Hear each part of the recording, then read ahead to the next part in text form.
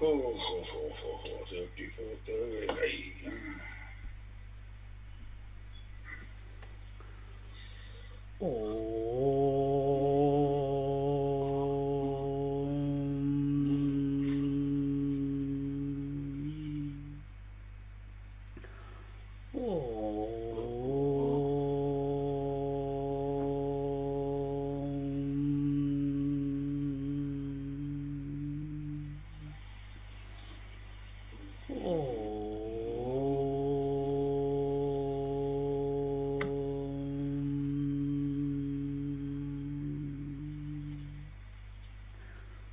गुरुर्ब्रह्मा गुरुर्विष्णुः गुरुर्देवो महेश्वरः गुरु साक्षात् परं ब्रह्म तस्मै श्री गुरवे नमः तस्मै श्री गुरवे नमः तस्मै Shri Gurave Namaha.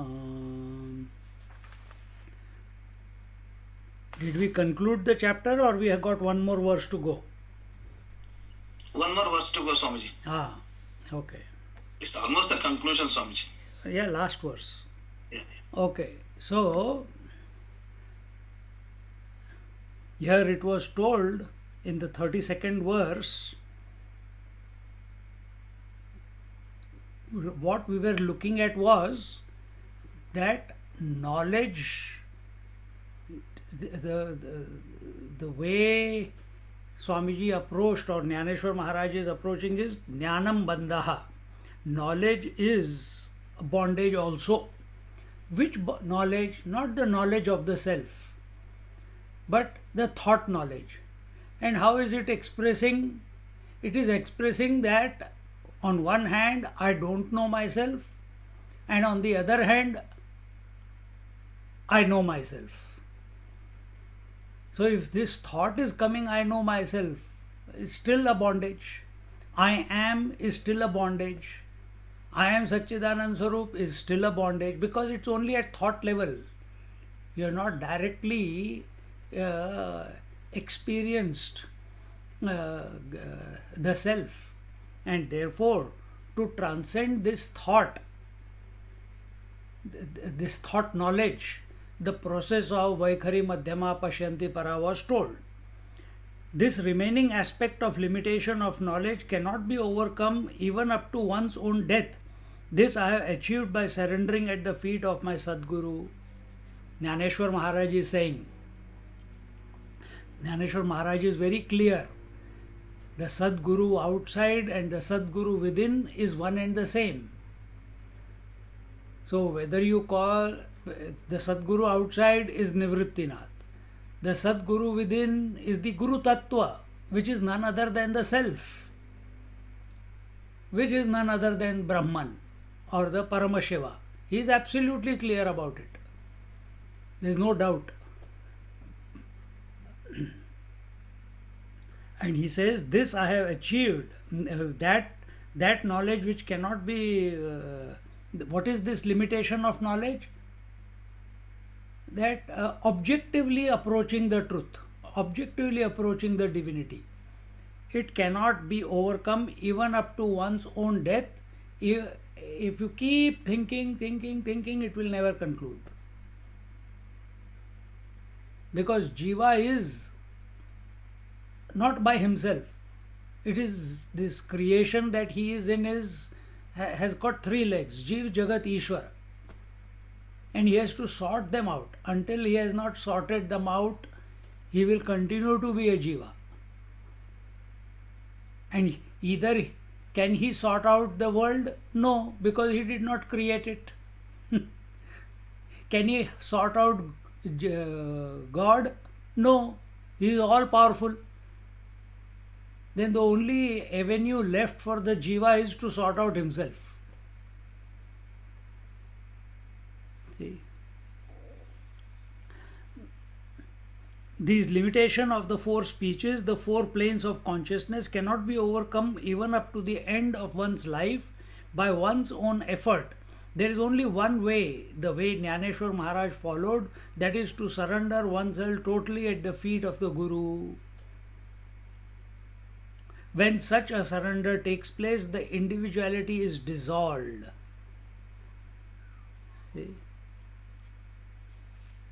We do, karma means what? Movement. Movement is where? Kaya, Vacha, Manasa. And here what is the process? Through the Kaya is stopped. We are not interfering with it. But we started the journey with Vacha, Vaikhari, Madhyama, Pashyanti. And when you are going from gross to subtle, from Vacha we are going to, what is Vacha? What is Vaikhari? Vaikhari is nothing but the mind grossified is called speech. Thoughts grossified is called speech. So, if we accept that, then Vaikhari, we are going back to the mind. From gross speech to subtle speech, we are going back to the mind.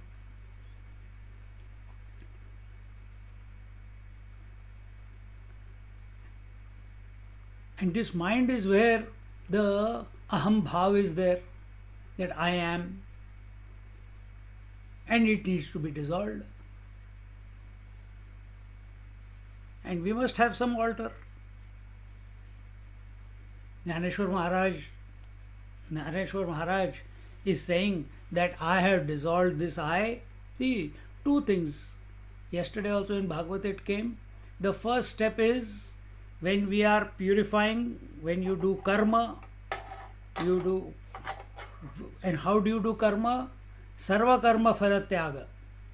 When you do karma without expecting a result, you do the karma, the action for the sake of action, full of joy and inspiration, then what will happen?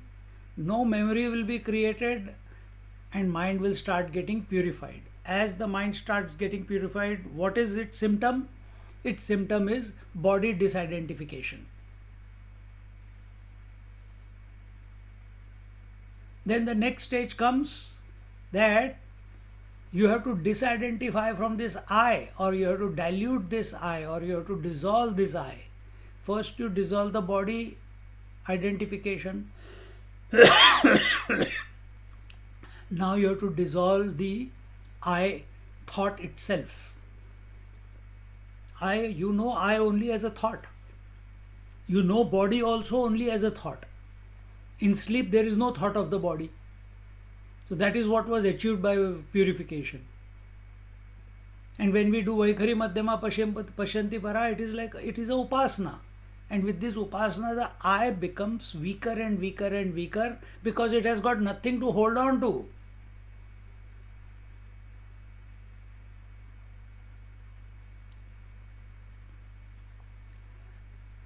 And in this way, the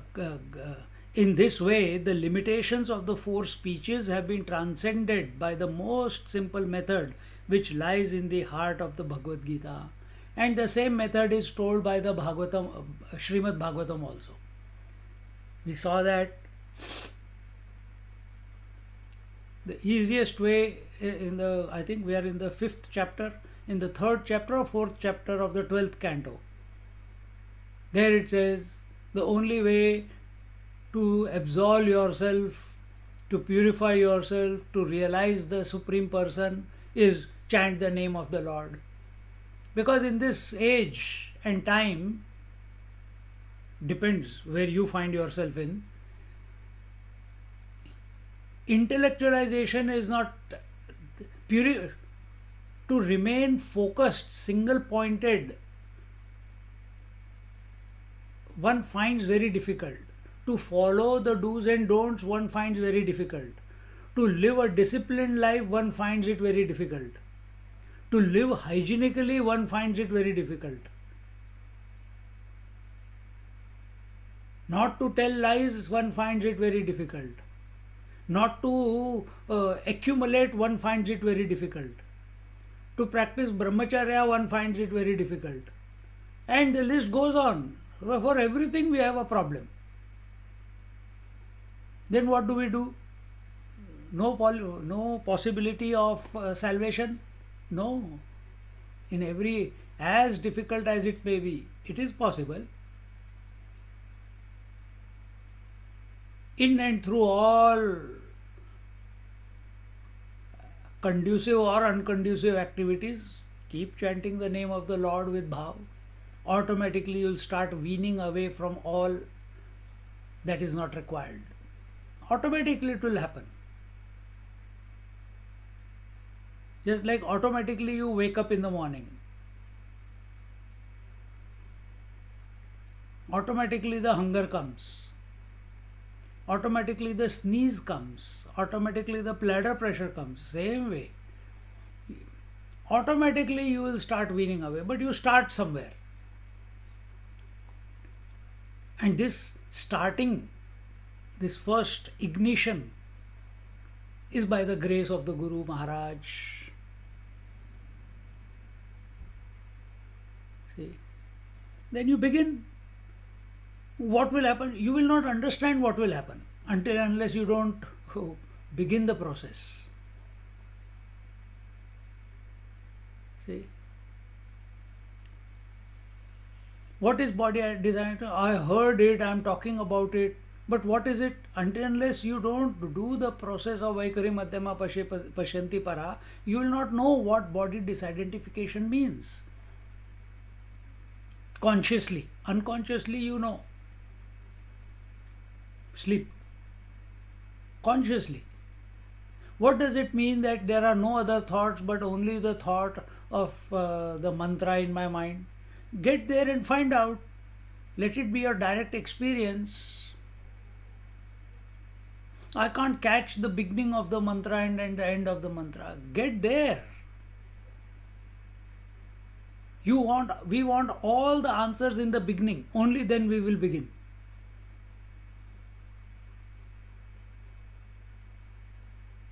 Unless you don't jump into the swimming pool, you will not start learning.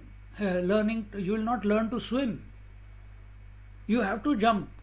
If you keep reading the theory again and again, first you go this, then you left arm, then the left arm, right arm, and then you flap the feet. You can do as much, write PhD on it. But you will never learn, practically you will never know what swimming means. You will be still afraid of water.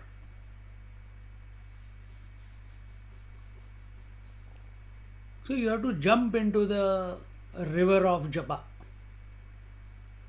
And you will know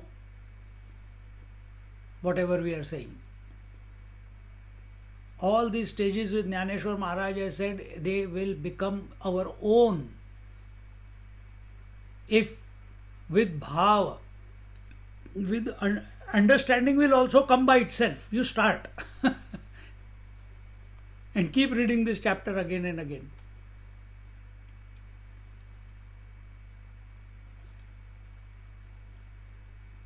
When such a surrender takes place, the individuality is dissolved. In this way, the limitations of four speeches have been transcended by the most simple method which lies in the heart of the Bhagavad Gita. Four speeches, the four states. Jagrat, Swapna, Sushupti, Turiya. We are going beyond the four. These four states are Vaikari, Madhyama, Pashyanti, Para.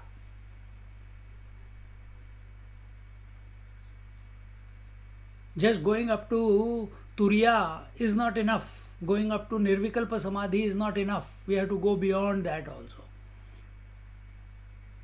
We have to go beyond Para.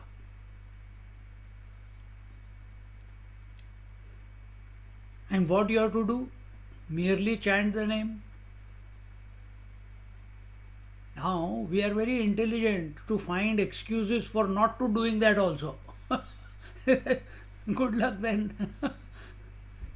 नहीं, पर इसके बाद क्या होता है? But ऐसे करने से ये हो रहा है, वैसे करने से वो हो रहा है. I am getting, while I am doing japa, suddenly the japa is stopping. When I am doing japa, something else is coming. When I am doing japa, the mind is going here and there. When I am doing japa, Suddenly the breath stops. When I am doing japa, I don't know where my body is. When I am doing my japa, why you are focusing on all that? You focus on the sleep.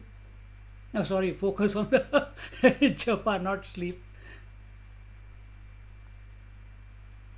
You don't ask all these, you don't express all these doubts, which also happen when you go to sleep. You remain focused on sleep, and eventually you go to sleep.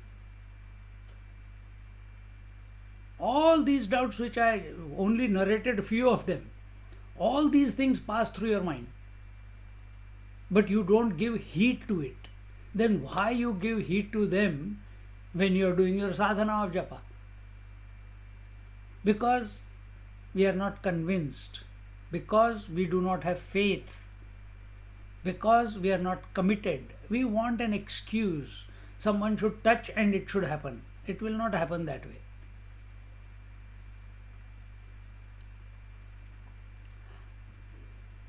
All earthly possessions are kept as Lord's property and offered to him. Now this sadhana of Vaikari Madhyama Pashyanti Para is practiced while in this world, while in this body.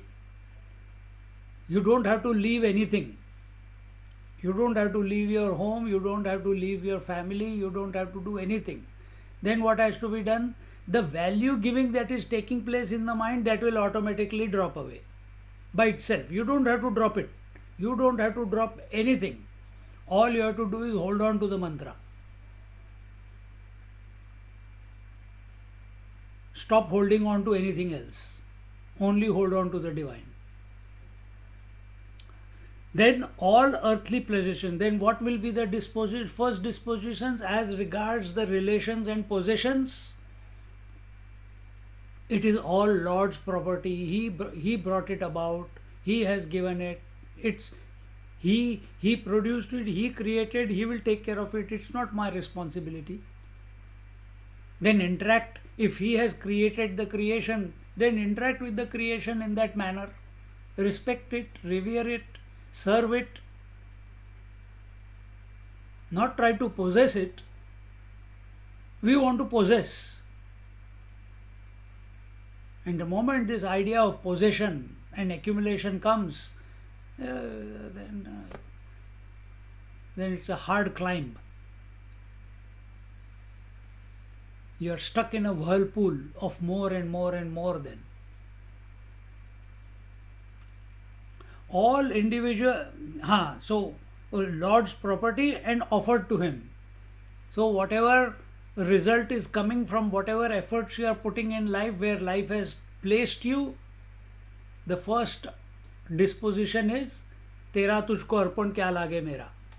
Everything is yours. Whatever the result comes, the salary comes, it's yours. The business is giving profit or loss, it's yours. Good health, it's yours. Bad health, also yours.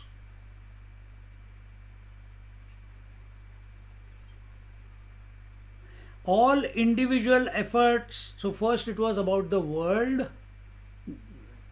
Now about individual effort. All individual efforts are offered to the Lord.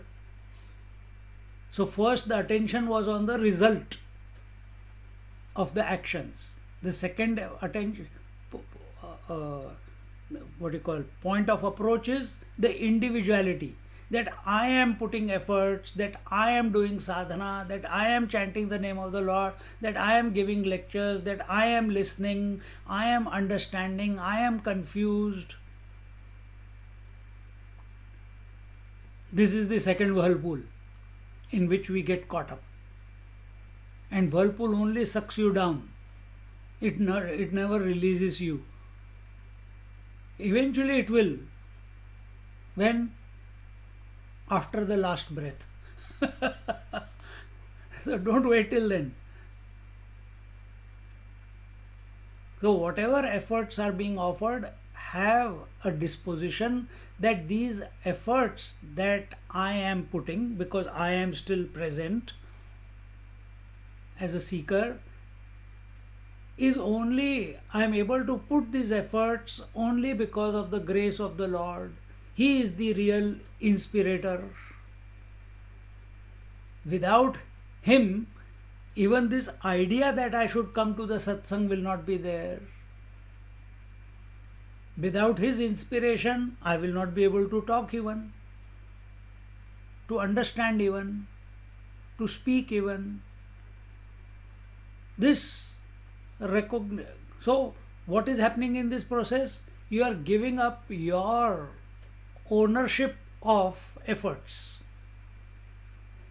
First we gave up the ownership of the results. Now we are giving up ownership of our efforts.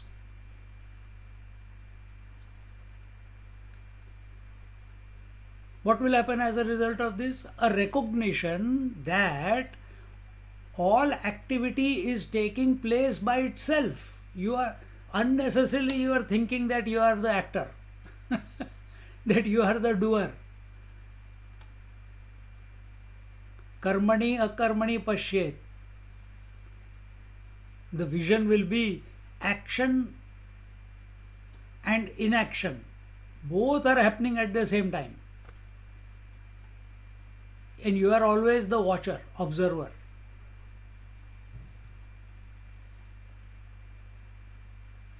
You have to delink yourself from this activity. Activity is the whirlpool. Activity at the body level, activity at the mind level, activity at the conviction level.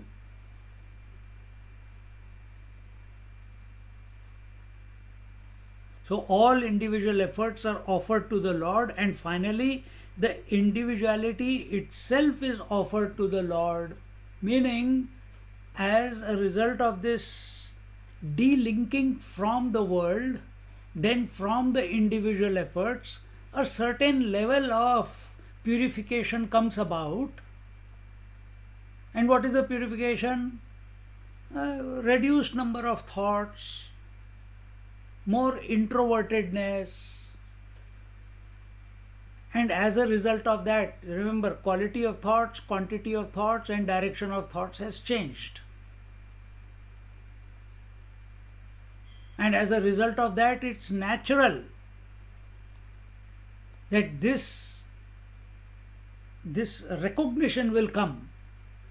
What is this recognition?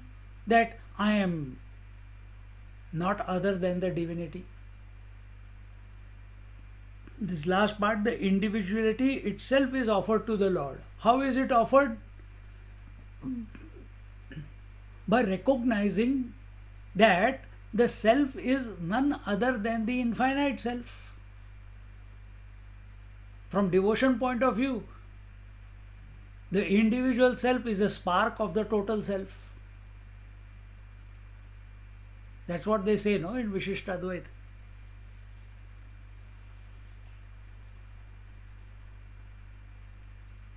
So this is how it is offered. And this brings about the dissolution. This brings about the surrender.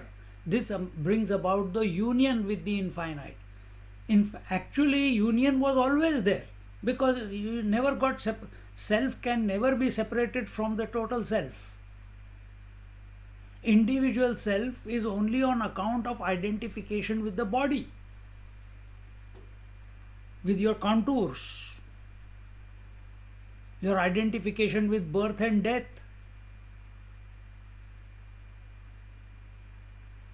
The pot space and the total space are always one. They never become separated.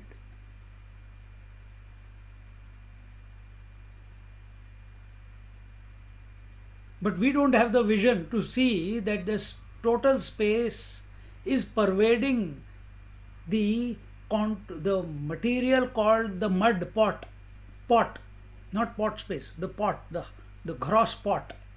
That is also pervaded by the space. That we are not able to see. Without space, the pot cannot exist also. It is immanent in the pot. But our attention is on the gross pot. Same way, our attention is on the body. This is the pot. The consciousness is pervading within and without, but we are not able to see it. because of our obsession with this form. And what is this consciousness? It is immanent in the whole creation. How is it immanent in the whole creation? Just like this consciousness is immanent, meaning in and through everything, gross, subtle, causal, transcendental in the dream. Nothing is outside the consciousness. Nothing is outside the mind. Out of the material called mind only the whole dream was created. Space, air, fire, water, earth, people, plants, rivers, mountains, past, future, birth, death, emotions, convictions, birth, growth, disease, decay, death, everything was nothing but mind alone. It's very, when we say like this, it's easy to accept, yes, dream is nothing but mind. But what is mind? Mind is consciousness. Consciousness with thought is called mind. But it becomes very difficult for us to accept this in the waking.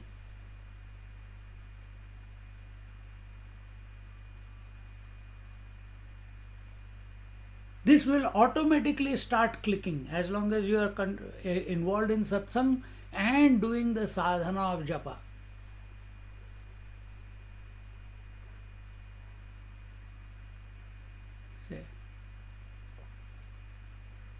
If you, the reason we are saying if you do the satsang and sadhana, the sadhana will purify. And that purified mind is being exposed to the satsang, so understanding of what you are doing is taking place. Otherwise it will become mechanical after some time, if satsang is not there.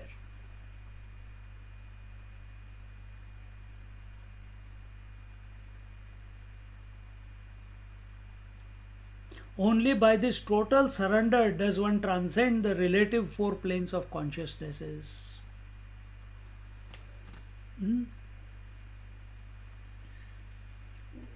Whatever you own the world of accept it as Lord's.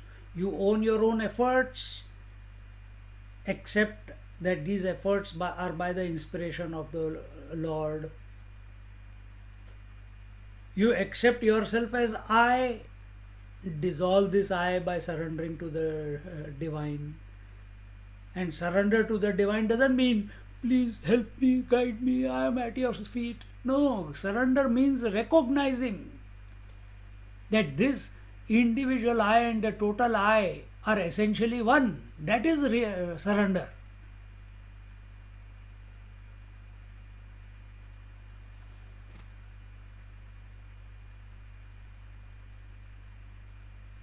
Surrender will be when the husband, while expressing as a husband, doesn't forget that he is a man.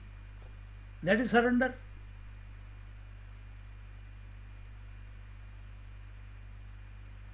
Then he will not be serious as husband. He knows it is a role.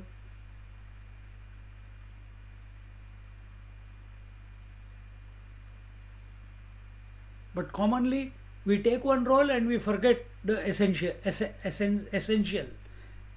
The essence is man. Husband is imaginary. Similarly, essence is the divine. Individual is the imaginary. Therefore, Manauni para pashyanti madhyamahana bharati ya nistaraliya lagati jnani ajnanici. Therefore, these four speeches are not successful in imparting self-realization unless these are transcended. There is no difference between a man of knowledge and a man of ignorance. So unless and until we don't go beyond Vaikhari Madhyama Pashyanti Para, in other words, waking, dream, deep sleep and meditation, till then self-realization is not possible. Salvation is not possible.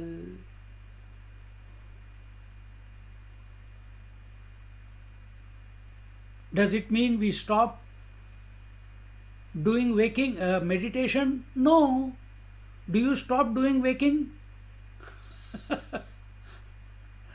Do you stop doing sleep? No, it happens.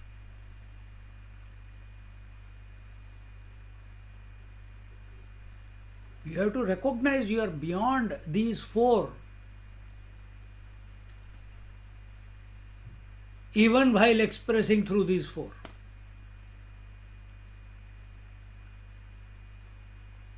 There is no difference between a man of knowledge and a man of ignorance. Why? Where is knowledge and ignorance of a man of knowledge? Where is his knowledge? And a man of ignorance? Where is his ignorance?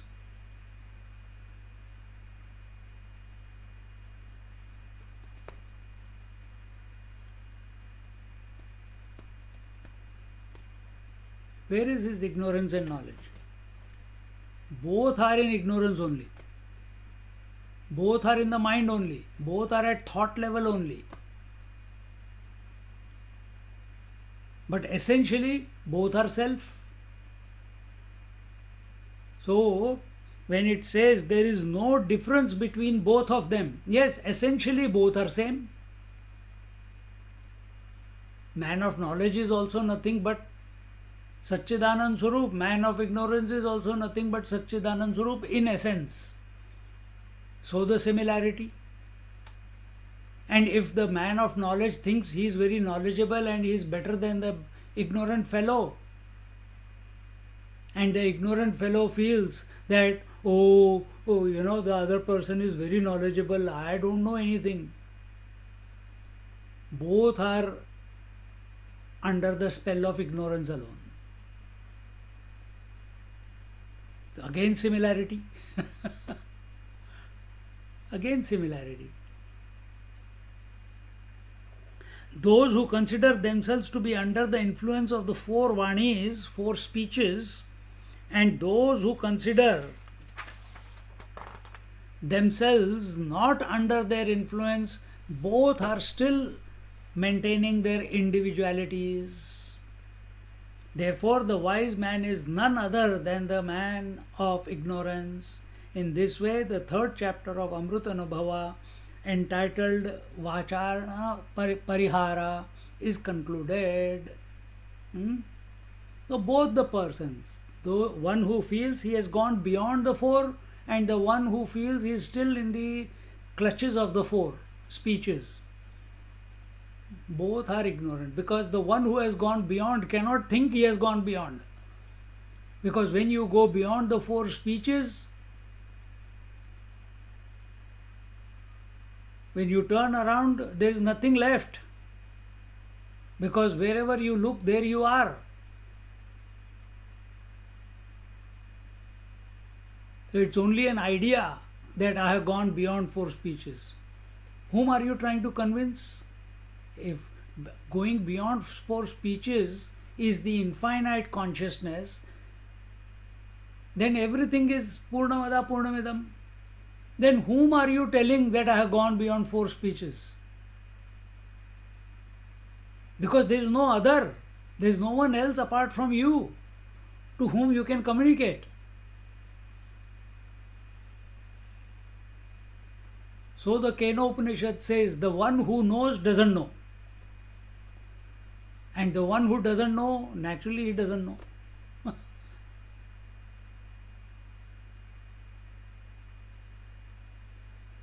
See?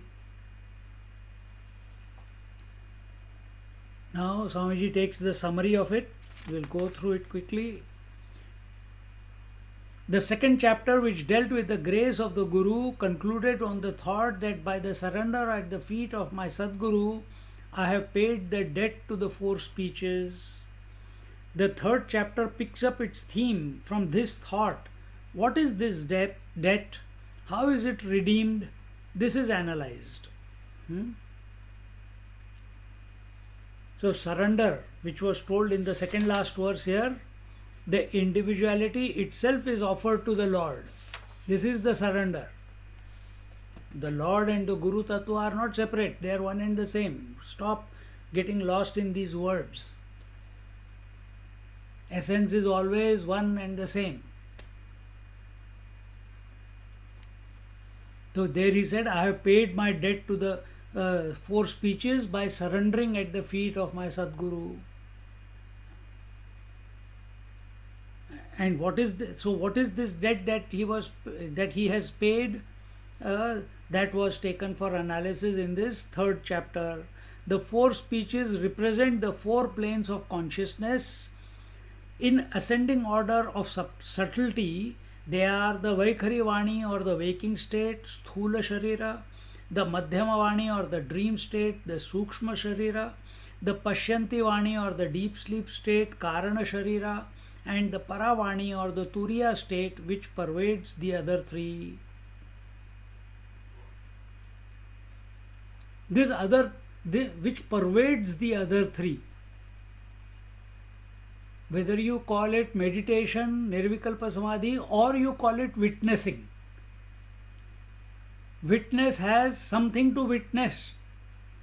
If I am attached, this is the ego. If it is attached, it is called individual.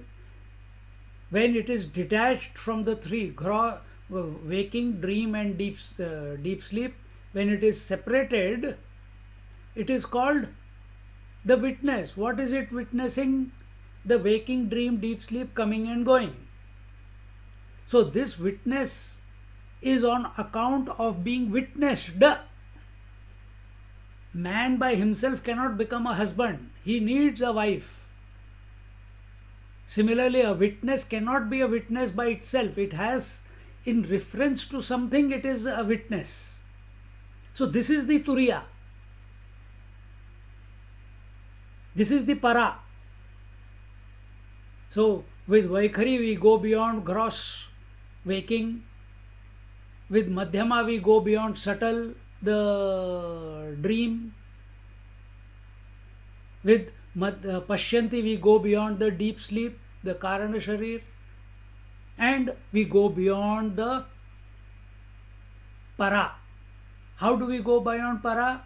By surrendering the individuality, not remaining witness to the objective world, but by surrendering it to the infinite one. That is the Jnana Mudra. So don't remain only a witness. This is an interim stage, yes. So first recognize that you are not the one identified with the matter, that you are independent of the matter, that is the Turiya state or the Paravani. Then you have to recognize, then you have to surrender this. Otherwise, if you stay here, maximum meditation and birth, rebirth is still there. Only by surrendering to the divine, once and for all, losing your identity as you know it at this moment, then alone the debt is paid. Then alone you have truly surrendered to the Guru Tattva.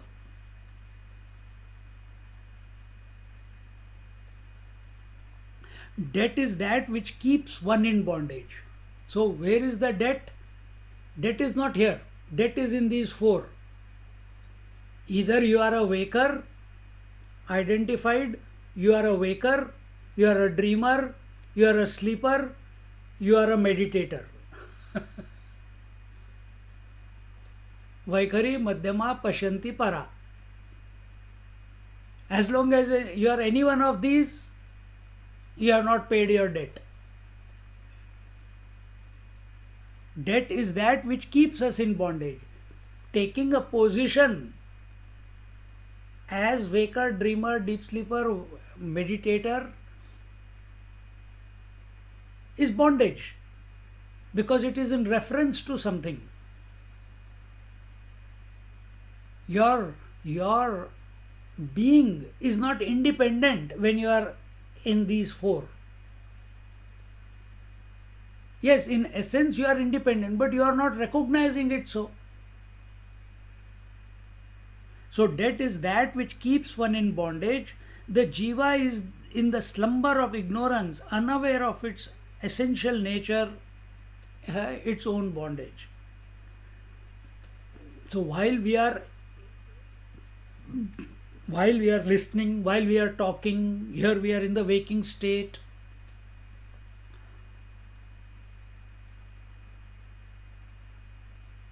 Where is your attention at this moment, even while listening or while speaking?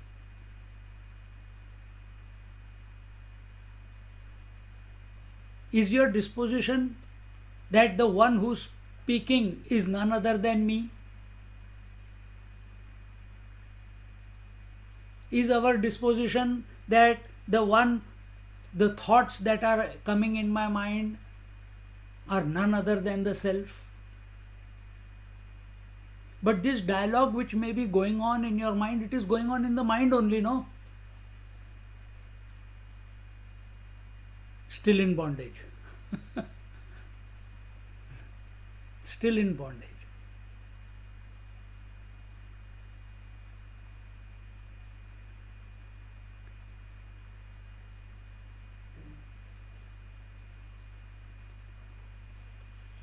So, is there a way that we can be in poise, in tune with the essence, in spite of listening, in spite of talking, in spite of the body, breath, mind, intellect, waking, dream, deep sleep, meditation? Let them come and go, who cares? That's the nature of Prakriti.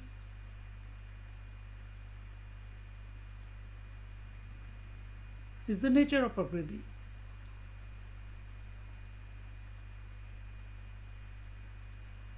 Shivji continue, all God, Shivji, Vishnu, Brahma, all are meditating all the time. They are not concerned what their wives are doing. But when wives become active, they open their eyes.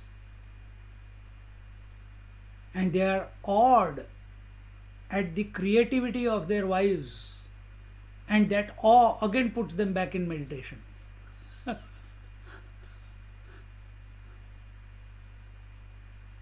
So what is the wife here? Wife is your mind, which is expressing as waking, dream, deep sleep and my samadhi. Are you at awe? You are not at awe because you take it to be real. You take it to be separate. Gods, they take their Ardhangini as a part and parcel of them. They don't see them as separate. We saw that in the Shiva Shakti Samavesh.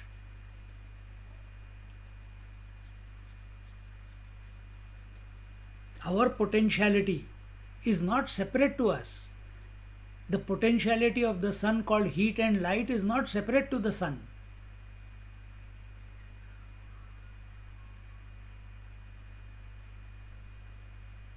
So what is your potentiality? Your mind. What is the potentiality of the Lord? Maya or Shakti. Shakti is the word used at totality level. Mind is used at the individuality level. Understand this. Otherwise you will be begging all your life.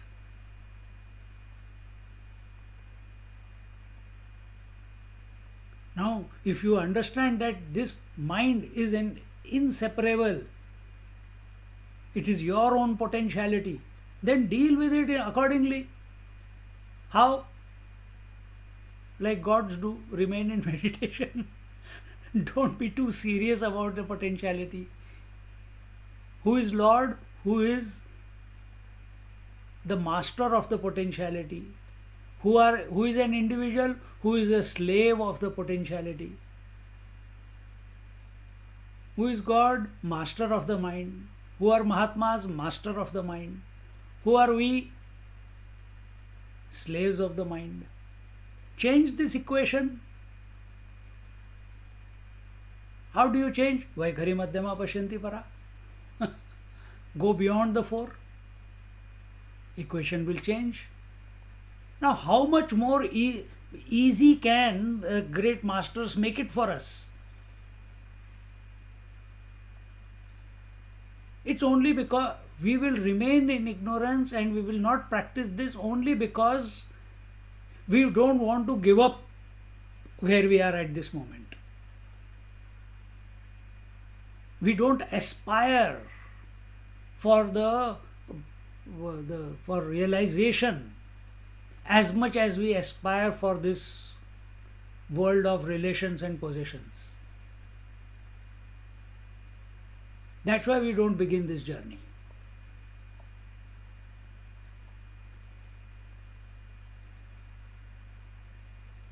And thus remain in ignorance. And what do you do in ignorance? Keep complaining. Oh, I studied Amrut Anubhav, it hasn't clicked, it's very interesting, very fascinating, but it's not happening to me. रोते रहो फिर जिंदगी भर और क्या. As a husband you are crying, as a wife you are crying, as a parent you are crying, as a child you are crying, as an employee you are crying, as an employer you are crying. When you are healthy you are crying, when you are not healthy you are crying. यानी रोना बंद ही नहीं करना है. Good luck.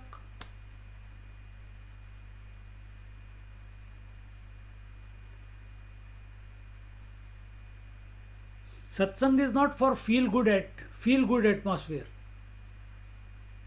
This feel good will go away after 1.5 hours.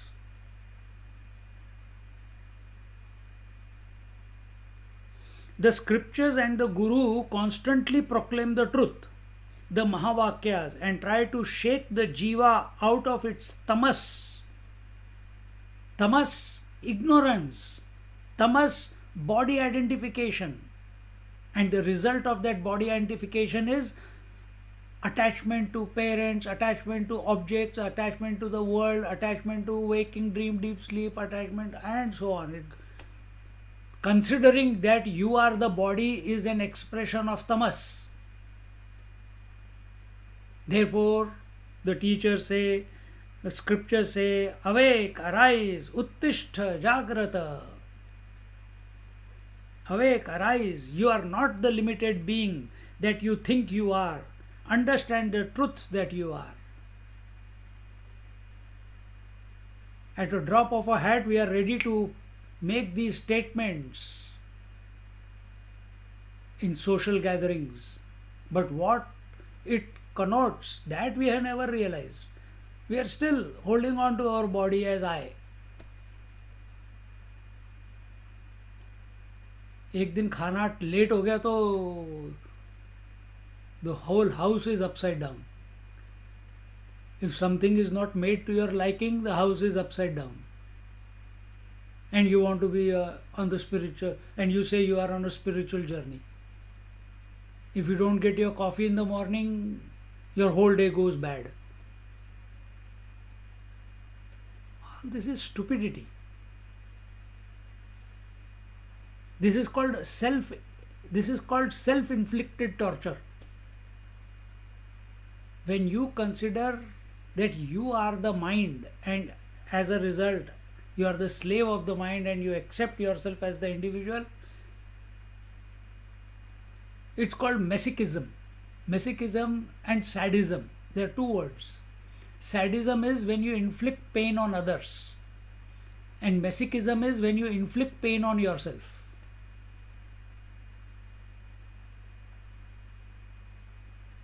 By living in this ignorance and considering it to be real, that I am the body, that I am the waker, and 1/3 of my life is only real, the other 2/3 is unreal. That means dream and deep sleep are pata nahi kya hai yaar. Waking is only real.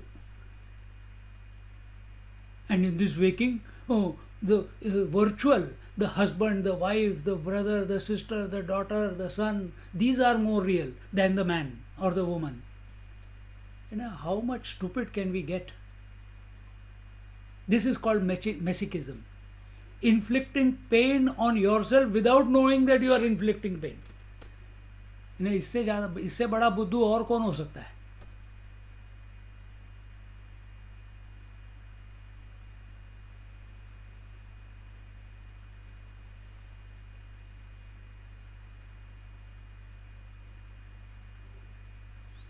So, scriptures and Guru Maharaj have not come in our life to be validated by you that they are good. They have come into our life to wake us up,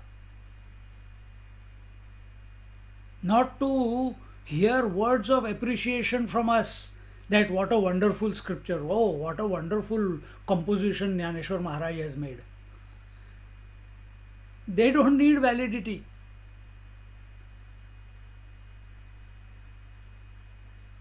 They have come into our life to wake us up. So wake up. Wake up to the reality.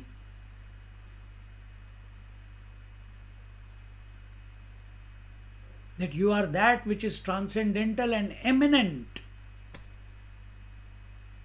principle.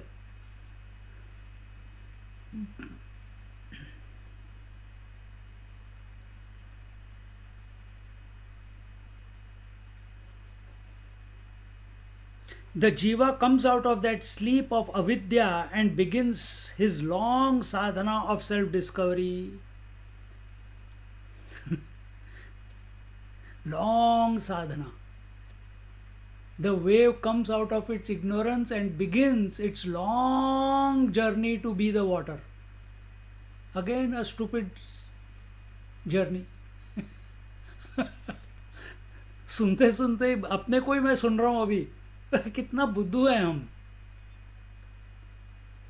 Wave is already water, but it is beginning a long journey to realize that it is water.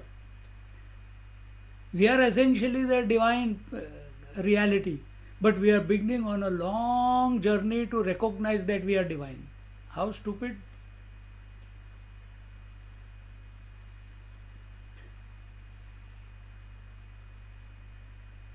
Either you catch the stupidity, ignorance, and go beyond it straight away. And if you can't, if it hasn't clicked, then begin the long journey. No other choice.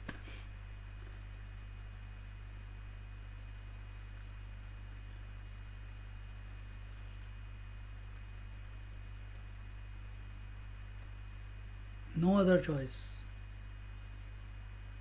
The jiva comes out of that sleep of avidya and begins his long sadhana of self-discovery, the pure knowledge.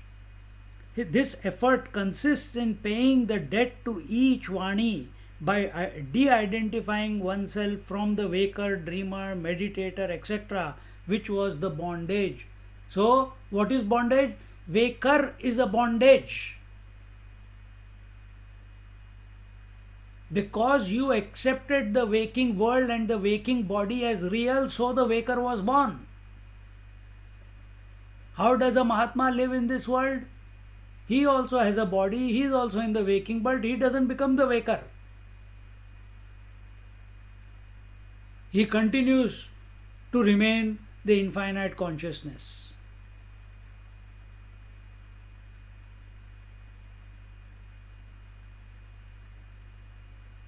This we cannot understand unless we get there, but at least appreciate what it connotes, what it is suggesting.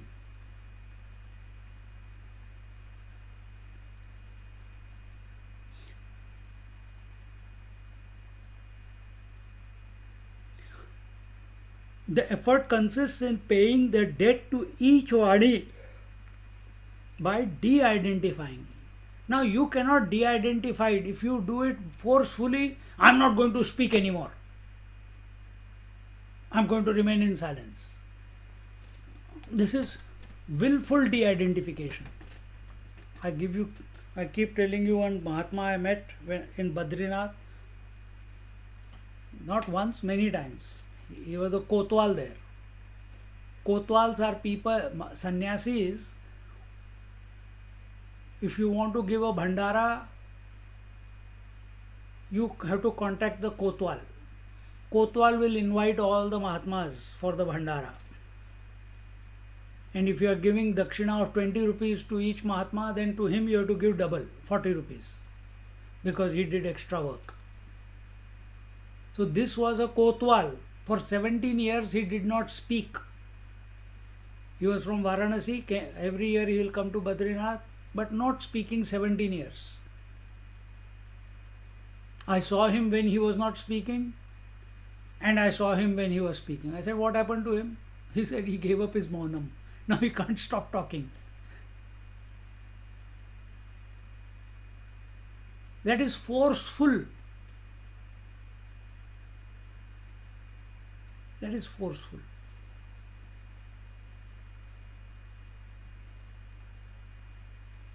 Here we are not talking about willful de-identification.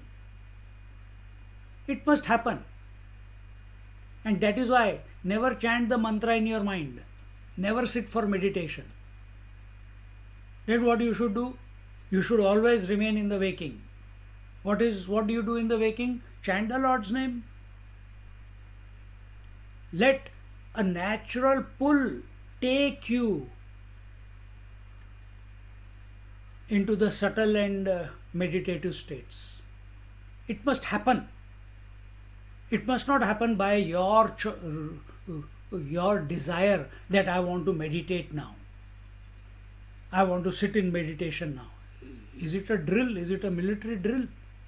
Every morning you want to sit in meditation. No. Involve yourself in the chanting of the mantra 24/7, 365 days a year. Then see, it is at the prakriti level, at the mind level, that this Vaikhari Madhyama Pashyanti Para are happening. It is at the mind level the waker, dreamer, deep sleeper and meditator are happening. So let the mind go through its process. You keep chanting. Mind's job is to continuously keep oscillating. It cannot remain a waker all the time. It cannot remain a dreamer all the time. It cannot be ignorant all the time. And it cannot meditate all the time also. It will keep flitting out in and out of each one of them.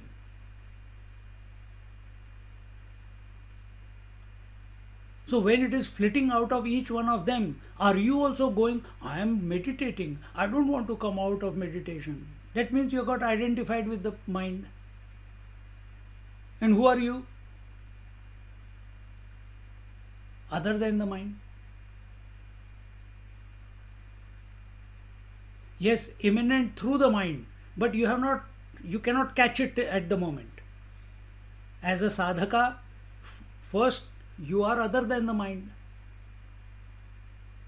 First sort this out. But you want straight away to jump into this one. Not possible. But that is our goal.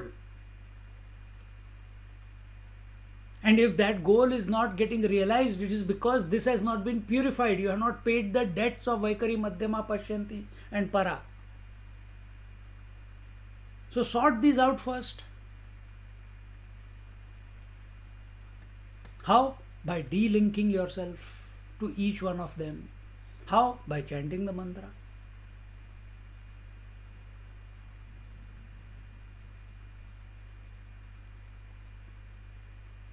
However, at each level of speech, the jiva imagines he has become free from the limitations of that state of consciousness, only to find himself caught in another form of bondage, born out of the continued presence of individuality.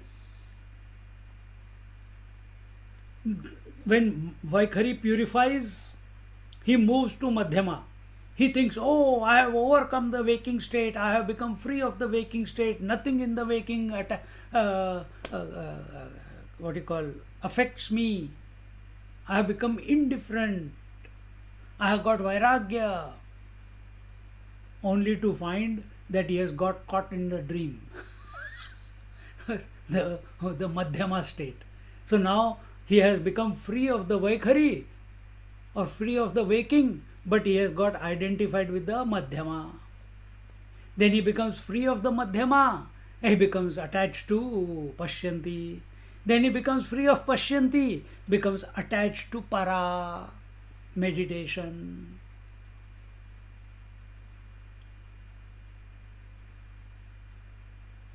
Watch, this is what is happening.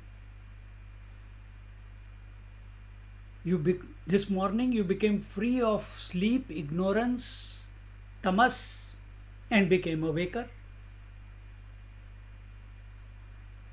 Tonight you will become free of the waker and you will go back to dream or sleep. Again, cyclical.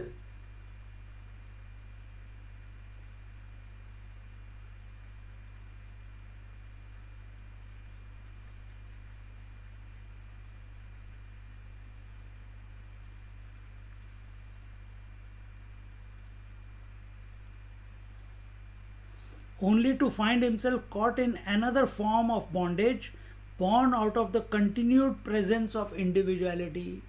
As long as individuality is there, what is individuality? Someone answer in this context. What is the individuality?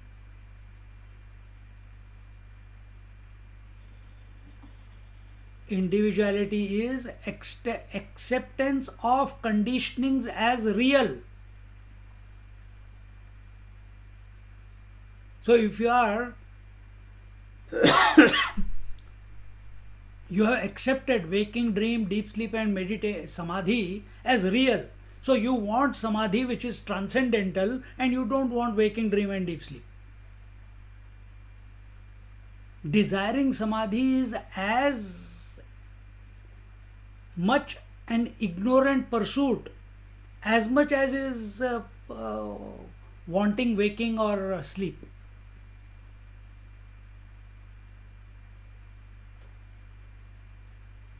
Think. Every statement at every level of speech that I was ignorant, now I know. Before I was attached to the waking, I was attached to my children. Now I am functioning in and through all my activities, but I am always, the mantra is going on in my mind. Now I know, I got more clarity. Acha, you got clarity, you are still ignorant. Before I did not have clarity, I was ignorant. Now I have clarity, you are still declaring that I am ignorant. Yes, you are still ignorant. Before I was going to sleep, now I go into meditation. You are still ignorant. What big deal? Because you are still in the cycle, in the loop. Waking, dream, deep sleep, meditation. Waking, dream, you bypassed deep sleep, went into meditation. So waking, dream, sleep, meditation. Waking, dream, meditation. Waking, dream, meditation. And sometimes in sleep but thinking that you are in meditation. So that's why it is used.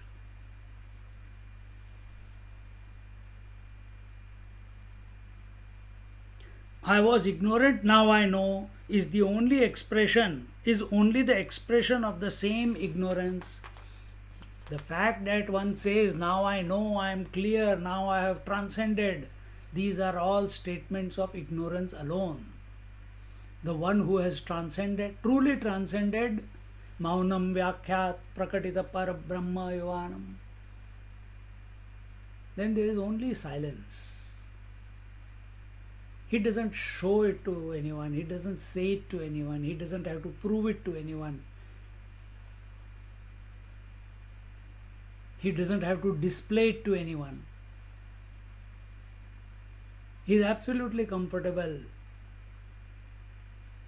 Whether speaking or not speaking, whether waking, dreaming, or in meditation, because he doesn't find them as separate. The one who has transcended, he doesn't find them as separate from him. Therefore, no words are required, no justification is required, no validity is required. No communication is required. And if communication is taking place, let it continue. It doesn't corrupt the person who knows. If you have eaten the food, can someone else tell you you are satisfied? No, you are not eaten, you are not eaten, you have to eat more, please have more. You had only one chapati. You say, I am full.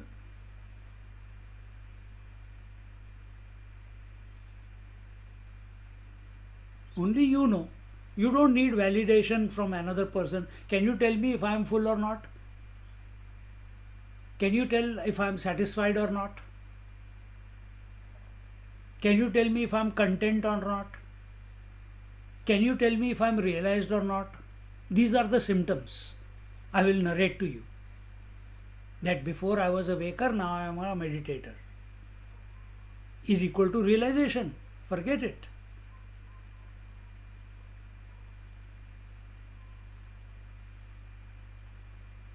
To say soham soham is as ridiculous as searching for oneself as if lost and finding oneself. This is how I began this. The wave is on a long journey to know that it is the water. We are on a long journey, scripture after scripture, Upanishad after Upanishad, to find out who I am. Are Bewkoof? I'm not telling you, I'm telling my mind because it is on this journey.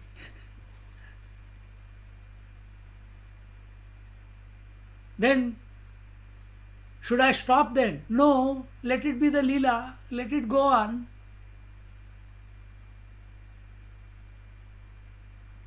But don't seek, be.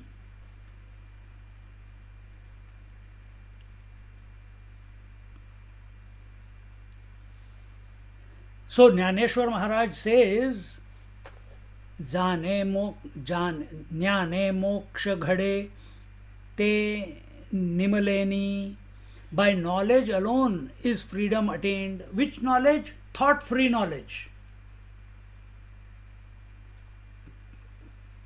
Thought knowledge is objective knowledge.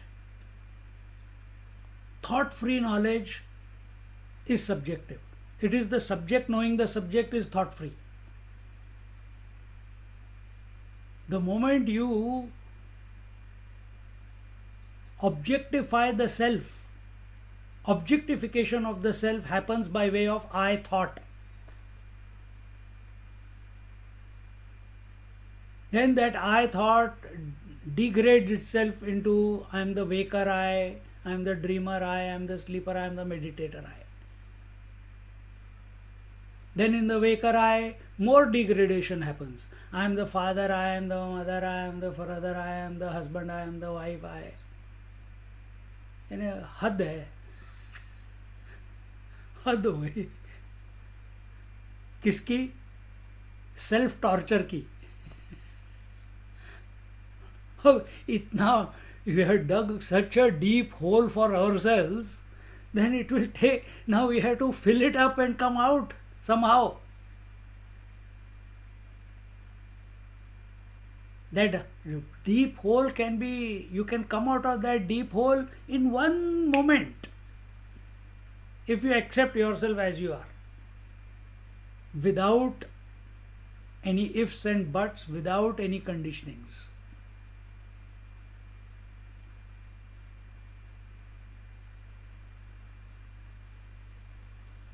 But no, how can it be that easy? How can it be so easy for the wave to recognize that it is water? Without doing any sadhana, how can I be water? I have to do some sadhana. I have been an ignorant for many lifetimes, you know. That's why I got this birth. And they say I must have been a good sadhaka in the last life. That's why I got a body, human body in this life, so I could continue my sadhana to recognize that I am water. The wave is saying. In other words, you are saying. What stupid trip we have created for ourselves.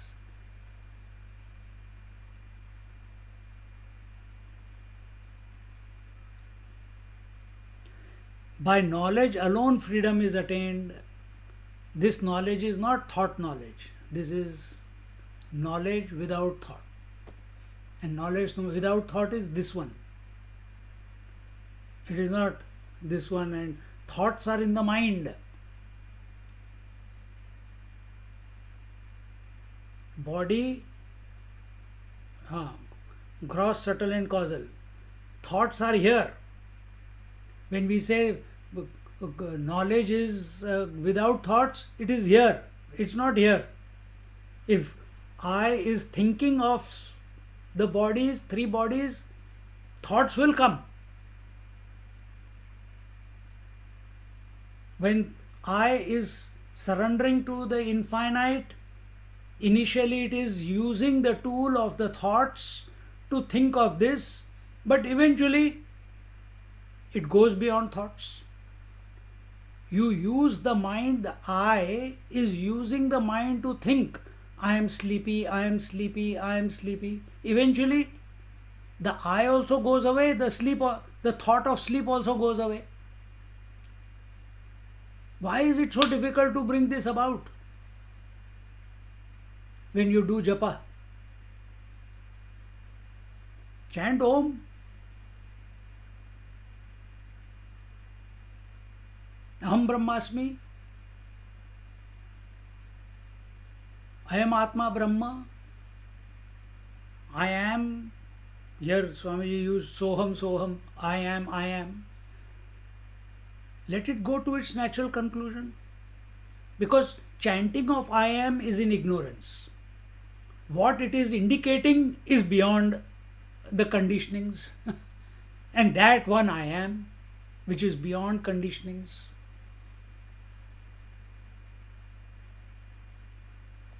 It's not a point in future that you will come to know this. It's right here and now.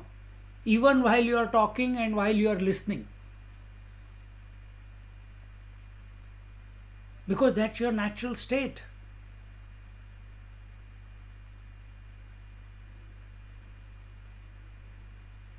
The natural state has never left you.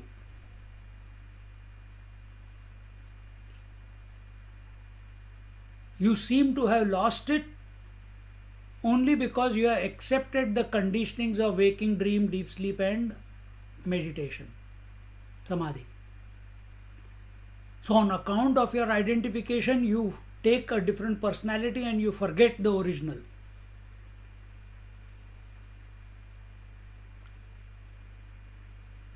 Then remember. That's all. You have to remember.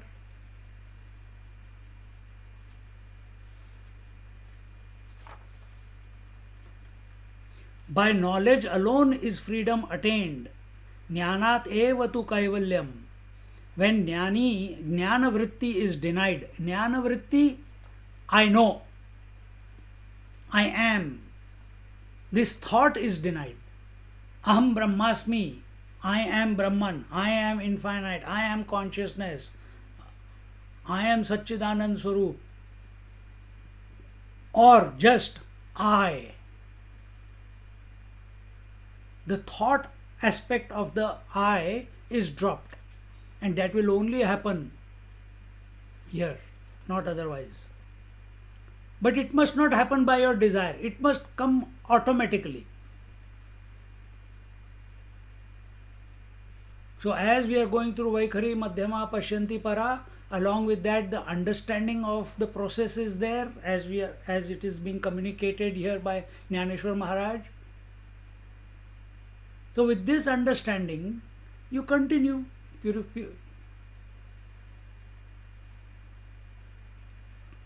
and come to be.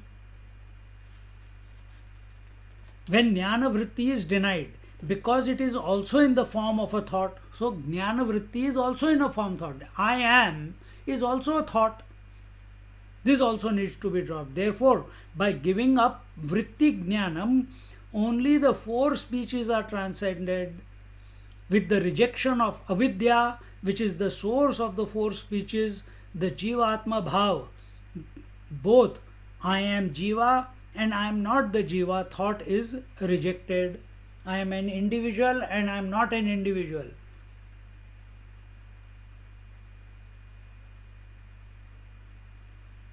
This is a bhava.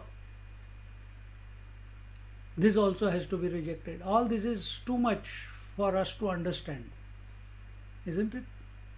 Because we have not practiced it. We have not done the japa and come to the natural conclusion of going beyond Vaikhari, Madhyama, Pashyanti, Para. We want to understand the conclusion without having practiced it.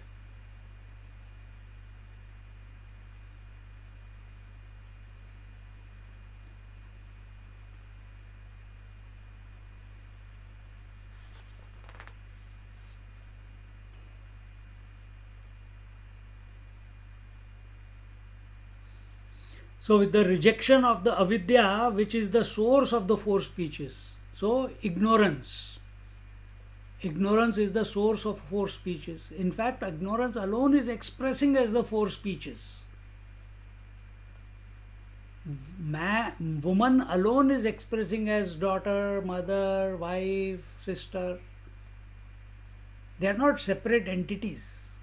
Similarly, ignorance alone is expressing as Vaikhari, Madhyama, Pashyanti, Para. When all these are not expressing, then what happens? There is vacuity, there is void.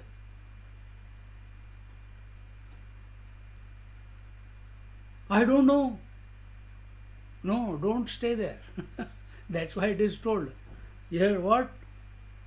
That I am a jiva and I am not the jiva thought is rejected. This feeling that I am an individual, and now going beyond Vaikhari, Madhyama, Pashyanti, Para, now I am not an individual.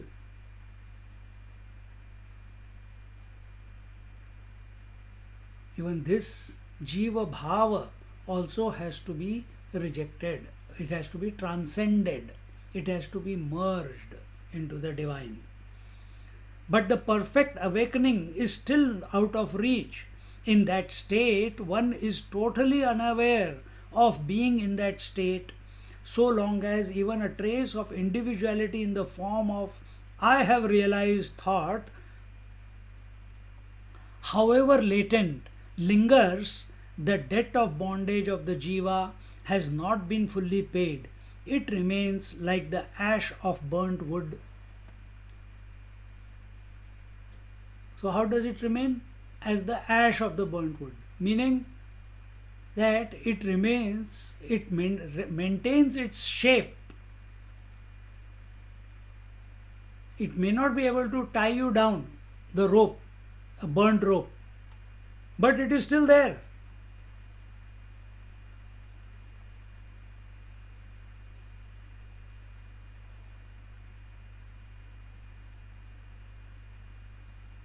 So in that state, one is totally unaware of being in that state.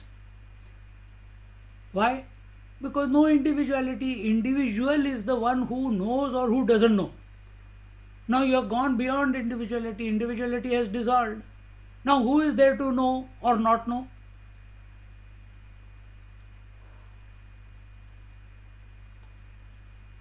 Who is there to know or not know?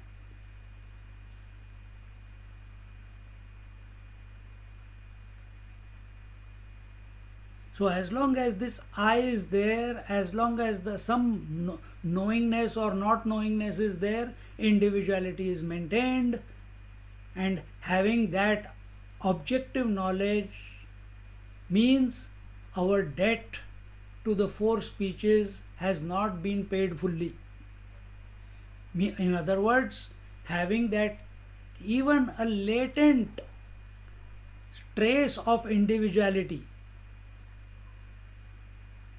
means we have not gone beyond Vaikhari, Madhyama, Pashyanti, Para. We are still in the loop.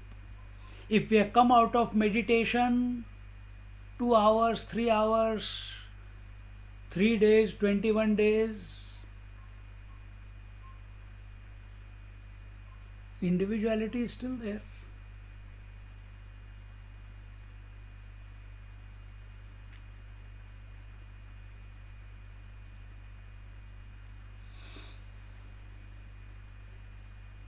This last unattained state can be attained by the simplest method which Jnaneshwar Maharaj reveals, and reveals so casually in half a line in the penultimate OV that one can miss it, like one missing the Paramatma Tattva, although it is present everywhere, in everything and being. And what is that simple statement that he made? He said, Te paya padoni miya sodavile. The last OV is ते ऋणशेष वाचा इया न फेडवेची मरोनिया ते पाया पडोनी मिया सोडविले. The simplest method is surrendering at the feet of the Guru Maharaj.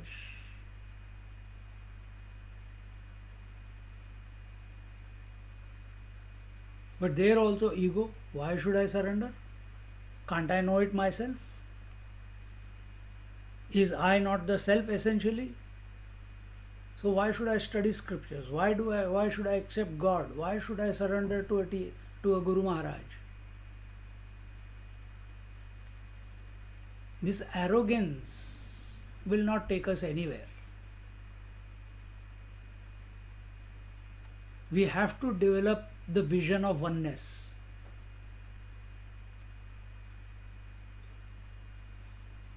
No teacher or Guru Maharaj worth his salt will ever want to make a slave out of a student. The whole communication of scriptures or satsang is only to increase the confidence level in the student to develop a vision of oneness, to learn from everything, from every experience, every contact, every event of his life. And that ability to learn from every passing experience is called Guru. Guru is fully expressing when every event in your life is bringing you back to yourself. Every breath is bringing back to yourself. Every thought, emotion is bringing back to yourself. Is reminding you of the self.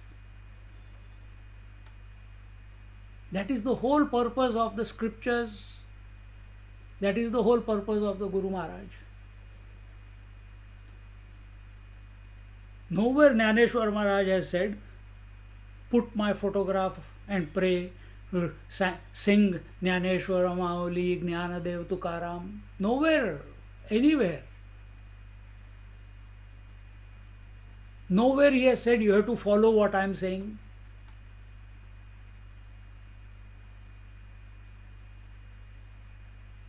Nowhere he has said that I am greater than you. Ignorant people.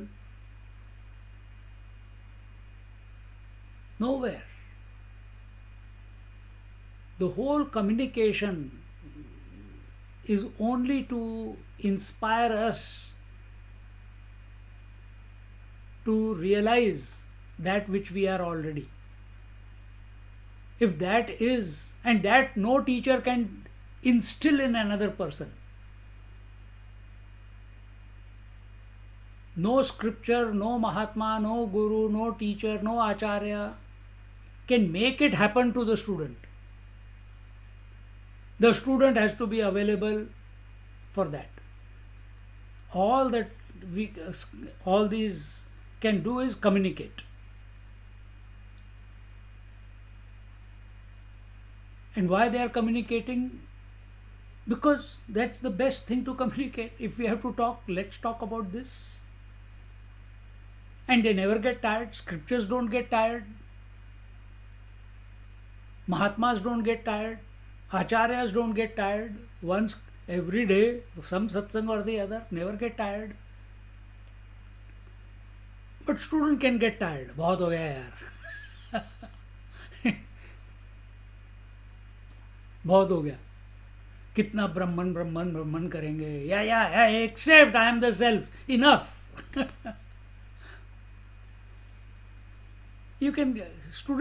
An unprepared student can get tired. He gets tired only because he is collecting the information, which is like a load he is carrying. But if he is subjective while listening, he will be inspired.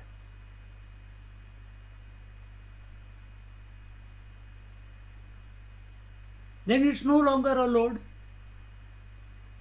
It's just a recognition then.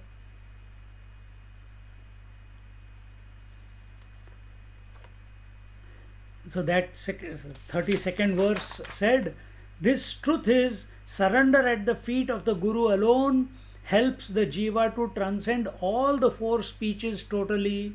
It is only by this surrender that the individuality dies, leaving no trace.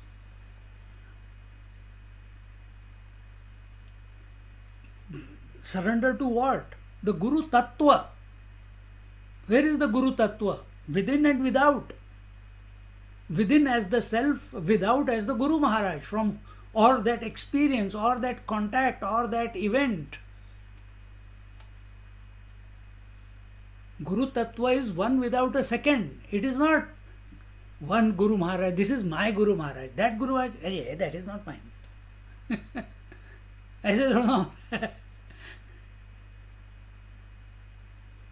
Guru Tattva, Guru principle, God principle, self that I am, is one without a second. It is homogeneous, pervasive, without a break. We have created a division in that break. Space is infinitely present everywhere. We have created inside space and outside space by building a wall. So we have created the Guru Tattva within or infinitely present and Guru Maharaj outside. Because we are identified to our body, so we see a Guru Maharaj as a body. And then when he speaks something which we accept, he is a good Guru Maharaj.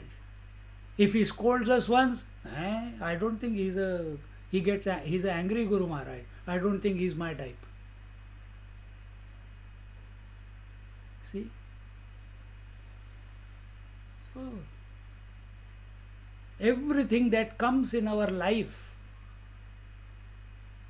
not only lecture, everything, every person that comes, every experience that comes, every event that comes, every thought that comes, every emotion that comes, is only coming for one purpose, to take you back to yourself, to remind you that you are that infinite one, the untouched one, the all-pervasive one, right here and now. But we keep missing the plot. With every thought we are missing the plot. Because the thoughts are going so fast. Vaikhari Madhyama Pashanti Para is slowing down those thoughts so that we can catch that we are the permanent one, that we are the infinite one. Surrender at the feet of the Guru alone helps the jiva to transcend all the four speeches totally. It is only by this surrender that the individuality dies, leaving no trace. So, surrender to the Guru is this. Surrender to the Guru is not some idea of Guru in your mind.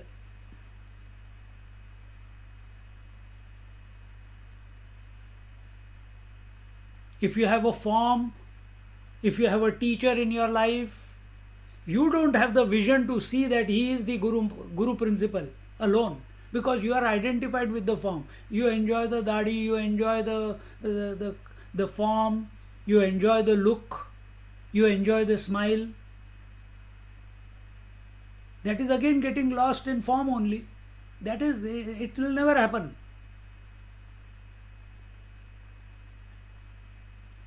Until our attention doesn't go subjective, not objective. When individuality is not there, for whom is knowledge? For whom is ignorance? The individual went from, individual was told, arise, awake, get out of ignorance, come to realize yourself. But now individuality is surrendered at the altar of divinity. Now individuality no longer. So where is the knowledge and where is the ignorance? Absent. No trace. No one to say I am ignorant and no one to say that I know. For whom the bondage, for whom the freedom? No bondage, no freedom. Individual felt he was in bondage individual felt he needed freedom because he was tied down. But having surrendered, no bondage, no freedom. For whom the birth, for whom the death, all these remain only ideas, nothing to do, nothing serious. They are all expressions of ignorance alone. But when ignorance itself is not there, then how can expressions of ignorance also remain? Remember, Vaikhari Madhyama Pashyanti Para are expressions of ignorance. The one who has surrendered to the Guru Tattva and come to realize that he and the Guru are one, then for individuality is erased, means ignorance is gone. Then how can expression of ignorance, Vaikhari Madhyama Pashyanti Para, they continue? They cannot continue.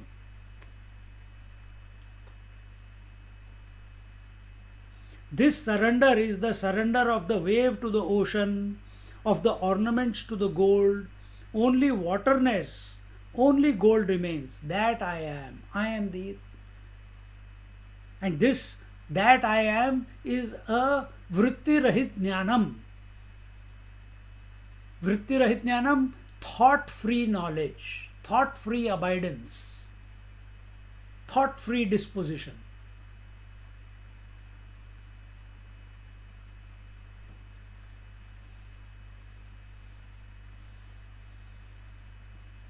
So practice. The journey is as long as you imagine it to be. That's all. If you think there is no journey, there is no journey. If you think there is journey, there is journey. If you think you are miserable, you are miserable. If you think you are ignorant, you are ignorant. If you think you have come out, you are still ignorant.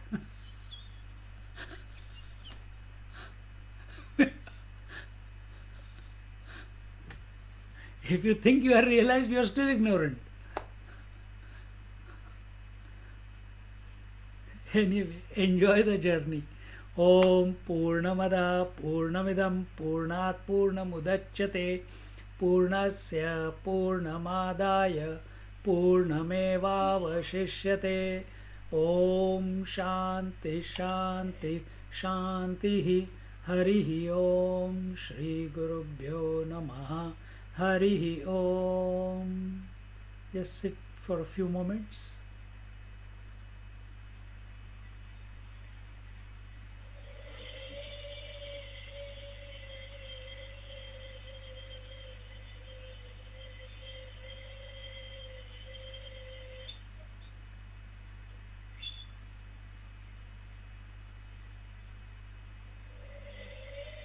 Hari Om. Hari Om, Swamiji. Someone is making their juice. Couldn't wait. Hello, Swami.